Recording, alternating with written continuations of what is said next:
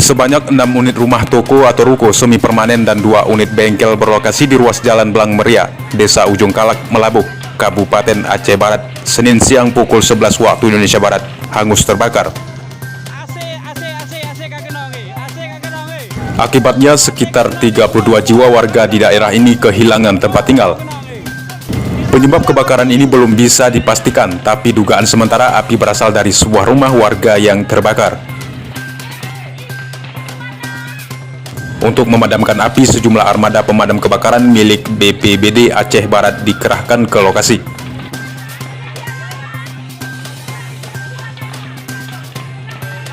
Hingga berita ini ditayangkan, upaya pemadaman api masih terus dilakukan dengan melibatkan personil BPBD Aceh Barat, TNI, Polri, relawan, serta masyarakat.